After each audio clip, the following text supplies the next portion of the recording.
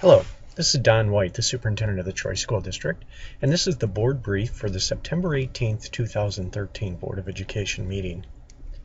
A quick overview about the board briefs that I'm creating. The board briefs are intended to provide an overview only of the topics that will be discussed at the upcoming meetings. It's certainly not intended to be an in-depth analysis of any particular topic. It's just a listing of topics that may or will be discussed by the Board of Education. And please excuse the quality of the audio or video. I'm recording this on the fly, and I'm not going back and polishing it. So the first thing I want to cover is the topics that will be discussed at the Committee of the Whole meeting. Committee of the Whole meeting will be held on September 18th at 5:30 p.m. in the board conference room. A quick note, as you can see in red on your screen, we have a budget hearing that's going to begin at 6:45. That will occur down in the regular boarded room in the district office. I will review the agenda for the evening. Then I'm going to talk a little bit about the comprehensive policy review that we've undergone as an administrative team. I'll be presenting the different sections of the policy to the board over the next several months for the board to review. On the agenda for the evening of September 18th will be the first reading of sections 1 and 2. Then I'm going to talk a little bit about the targets, the academic performance targets that we've established for the 2013-14 school year with the Board of Education, and that will be available if you'd like to see those documents. Actually, any of the documents from the board packet will be available online if you go to my website at donwhite.troy30c.org, and then you'll see over to the right a link that says Board of Education meeting packets or files, and then you can get to those documents. So the next document the next topic that I'm going to discuss with the board is an email that I received from our lunch recess supervisors in regards to the dress expectations for that category of employee. It has to do with wearing jeans or not jeans, and I've asked them not to wear jeans because we're asking the adults in the organization to model the behaviors that we expect of our children with the new dress code. And that's all the topics that I have to discuss is for the Committee of the Whole with the board. We will need to go into closed session, hoping to do that during Committee of the Whole so we don't have to do that during the regular meeting. The next the next agenda I'd like to cover is for the regular meeting.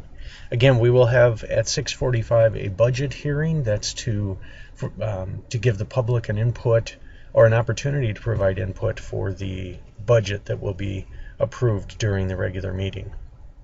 We'll begin with the Pledge of Allegiance, roll call to establish a quorum, then the board reviews and accepts the agenda. If there are any amendments, there may be some personnel items that we still need to add to the agenda between the time I'm doing this board brief and Wednesday when the meeting is held. Then there's a form for receiving of individuals and guests. We'll have our typical quick reports. The consent agenda items are all typical types of things, and you can see we're still in the development of this agenda. That's why the X's are next to the $ on some of the topics, but those will be filled in well in advance of this being posted for public view. Then as I said, we'll try to do the closed session during the Committee of the Whole, so if that works, then we will not need one during the regular meeting. Then the board will move into action items. I've discussed this with the board. I'm asking them to create a position called Assistant Director of Information Services. We've added so much technology over the past several years, and we're at a breaking point in our ability to respond to the needs of our staff, not only in the servicing of equipment, but more importantly, or as importantly, the professional development. And so we need to get some assistance into that department so that we can focus and continue our preparation for the Common Core state standards implementation and also the PARC assessments, which will be upcoming. We really need to worry about our curriculum right now of our students and what we're teaching them in the area of technology and the use of technology inside of the classroom on a regular basis. So I'm asking the board to approve that position so that we can provide some additional support.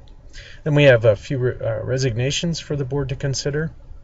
We do have several or three retirement requests that the board will consider. And then, assuming that the board creates the position that I mentioned earlier, I will be moving Rita Schultz into that new position. She's currently employed inside the school district, so it's really a reassignment, but I'm asking for the board to appoint her into that administrative position. Then we do have one certified person that we need to appoint. We're asking the board to consider 2 appointments for ESP. We have several at-will substitute employees, and just a side note on that, if you know anyone that is interested in being a guest teacher, then please have them contact our district office at 815-577-6760. We're extremely interested in any medical associates that we might be able to find, and all categories of substitutes. So please have them contact the district office if they're interested, or if you're interested. Then I'm asking the board to consider a resolution adopting the 2013-14 budget. The budget's been for public view for the last 30 days, and the board has had an opportunity to see it preliminarily last month, so we're asking them to approve the budget as presented. Then we'll have a resolution authorizing intervention of proceeding before the Property Tax Appeal Board, or PTAB as it's called. This has to do with any taxpayer who is asking for an appeal of over $100,000. So it's not the homeowners that might be appealing their assessments, but we do need to protect the interest of the district in these appeals. So this is a typical thing, and we actually collaborate with another district, the high school district, so that we share attorney costs on this activity. Then we ask the board to approve the application for recognition of schools. It's an annual event, and it's just really submitting that the district is abiding by some of the mandates at the state level. We're asking the board to consider a new club, the Frisbee Golf Club, or the intramurals for Frisbee Golf. This is within budget, so it's not an addition. We've reworked our budget a little bit so that we can provide this for our students. We'll see how many students are interested in Frisbee Golf. We do have a nice facility out back that we can actually do this on, so that'll be a nice addition for our students. We also, in requests from parents and also our need, we're starting to work toward the introduction of alternate languages for our students, and we're going to begin that by asking the board to approve a Spanish club. It'll give some students an opportunity to learn Spanish and the culture a little bit more in depth than we're able to provide. Eventually, my goal is to provide a second language for all students, and I'd like to start that in kindergarten, so that by the time they're out of 8th grade that they are speaking and writing a second language. That's more to come, and that will be dependent on budget, of course, but it's been on my radar and something I put in my desired staffing list to the Board of Education over the past several years. Really, it depends on budget and our ability to add those positions. Then we're asking the board to also consider the addition of intramural soccer. One of the things we did this year, as parents at the campus level know, we implemented a $50 fee, and these $50 fees are covering the costs of us avoiding reductions that we were facing, but also it gave us a little flexibility in adding some clubs.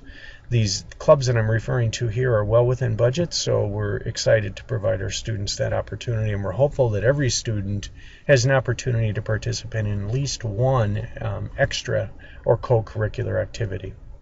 And then, as I said during the Committee of the Whole agenda, I'll be asking the board to give approval for the first reading of policy sections 1 and 2, and these policies will be available for 30 days for discussion, and then next board meeting, assuming that there aren't too many major changes, then the board will do the second reading and approve them as policies. And then discussion and informational items that the board may consider, and should we not get our closed session done during the Committee of the Whole or during the regular meeting, then we will do it at the end of the meeting. So that is the overview, or the board brief, for the September 18th, 2013 meeting. If you have any questions, you're encouraged to contact the Troy District Office at 815-577-6760. Thank you.